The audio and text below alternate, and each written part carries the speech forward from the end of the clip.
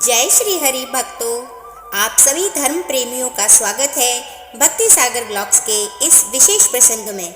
आज हम जानेंगे वैशाख मास की अक्षय तृतीया तिथि से जुड़ी एक अद्भुत और शिक्षाप्रद कथा, जिसमें इंद्र, बलि, ऋषि और एक बालक के श्राप की गाथा छुपी है। आइए प्रारंभ करते हैं इस प्रेरणादायक प्रसंग को। श्रुति देव जी बोले, हे राजन, अब मैं अक्षय तृतीया की पावन तिथि का पुण्यदायक वर्णन करता हूँ। माधव मास की इस तिथि को जो प्रातः स्नान कर देवताओं, ऋषियों और पितरों का पूजन तर्पण करता है और भगवान मधुसूदन को अर्पित दान करता है, वह समस्त पापों से मुक्त हो विष्णु लोक को प्राप्त होता है। प्राचीन काल में राजा बलि और इंद्र के मध्य घोर युद्ध हुआ। इस युद्ध में इंद्र ने बलि को पराजित किया। ध्यान पूर्वक सुनो। प्राचीन काल में राजा बलि और इंद्र के मध्य घोर युद्ध हुआ। इस युद्ध में इंद्र ने बलि को पराजित किया, जिससे बलि पाताल लोक को चला गया। इधर इंद्र धरती पर विचरण करते हुए एक दिन ऋषि उत्तत्य के आश्रम में पहुंचे और वहां उन्होंने ऋषि की गर्भवती पत्नी को देखा, जो सौंदर्य से विभूषित थी।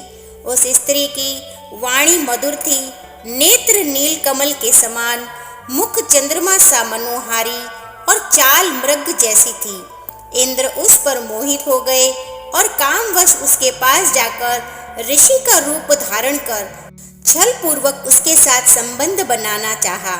और जब गर्भवती स्त्री को यह मालूम हुआ कि ऋषि के भेष में यह इंद्र है, तो वह झटपटाने लगी और गर्भ में स्थित बालक ने भय के मारे अपने पैर से योनि द्वार को बंद कर दिया, जिसके कारण इंद्र का वीर्य धरती पर गिर गया।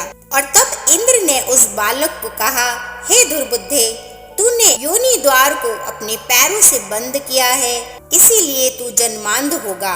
और जब ऋषि लौटे, उन्होंने अपनी दिव्य दृष्टि से सब जान लिया और उन्होंने गर्भस्थ बालक से कहा कि तूने उन इंद्र को रोका क्यों नहीं। बालक बोला, हे तपस्वी, भय के कारण मैंने अपने पांव से योनि मार्ग को रोक दिया था, जिससे इंद्र का वीर्य भूमि पर गिर पड़ा। इस उत्तर में कुपित होकर इंद्र ने मुझे श्राप दिया कि हे दोस्त, तू जन्मांध होगा। ऋषि के कोप से लज्जित होकर स्वर्ग से लुप्त हो गया और पहाड़ों की कंदराओं में जाकर तपस्या करने लगा। स्वर्ग में इंद्र के न होने से देवता चिंतित हुए। उन्होंने देवराज बृहस्पति से पूछा, महाराज इंद्र कहाँ है और वह इतने दिन तक प्रकट क्यों नहीं हो रहे हैं। और तब बृहस्पति बोले, इंद्र बलि को जीतने के पश्चात उत्तत्य ऋषि के आश्रम में गए थे। वहां गर्भिणी स्त्री से बलात्कारी संबंध स्थापित कर बैठे, जिससे ऋषियों ने उन्हें निंदा का पात्र बनाया।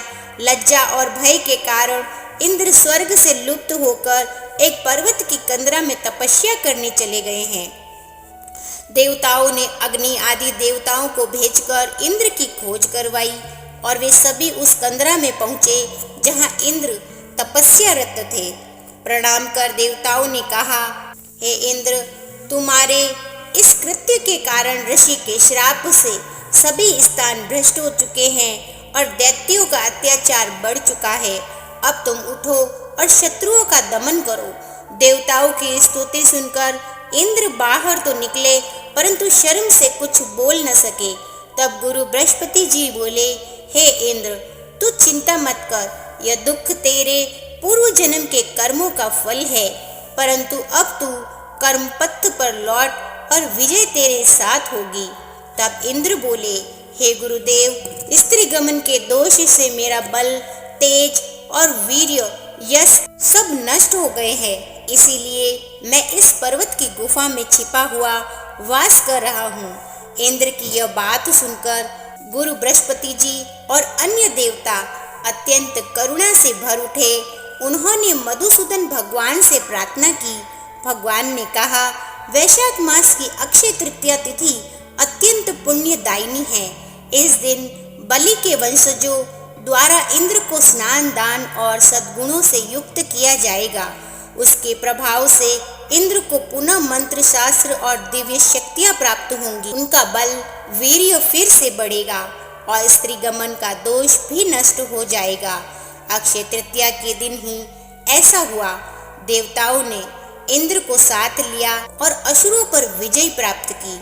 अमरावती फिर से देवताओं को प्राप्त हुई और सभी देवता अपने अपने घर लौटे। पूर्वतः यज्ञादियों में भाग लेने लगे। पितरों के लिए पिंडदान भी उसी दिन से शुरू हुआ। राक्षसों की हार से मुनि भी पुनः तप और स्वाध्याय में संलग्न हो गए। तभी से यह मान्यता है कि अक्षय तृतीया वह पुण्यप्रद तिथि है जिस पर किया गया जप तप दान व्रत स्नान और भाव भक्ति कभी नष्ट नहीं होते। यह तिथि देवताओं ऋषियों पितरों और भक्तों सभी को संतुष्ट करने वाली और समस्त मनुष्यों को मोक्ष दिलाने वाली है। तो देखा आपने भक्तों, कैसे एक पाप के कारण इंद्र को लज्जा श्राप और संकट का सामना करना पड़ा और कैसे अक्षय तृतीया की पावन तिथि ने उन्हें पुनः दिव्यता प्रदान की। इस कथा से हमें यही शिक्षा मिलती है कि कर्म का फल निश्चित है, परंतु भक्ति क्षमा और तपस्या से मुक्ति भी निश्चित है। अक्षय तृतीया का यह दिन न केवल देवी देवताओं के लिए वरदान है, बल्कि हम सभी के लिए भी एक जीवन को नया मोड़ देने वाला अवसर है। तो इस अक्षय तृतीया पर आप भी श्रद्धा से पुण्य करें और भगवान मधुसूदन की कृपा से अपने जीवन को सफल बनाएं। मेरे द्वारा सुनाया गया अध्याय यदि अच्छा लगा हो तो कमेंट में जय श्री हरि अवश्य लिखें। साथ ही चैनल को सब्सक्राइब करके बेल आइकन का बटन दबाना ना भूलें। श्री हरि और वैशाख माता की कृपा आप पर सदैव बनी रहे, इसी मंगल कामना के साथ जय श्री हरि भक्तों।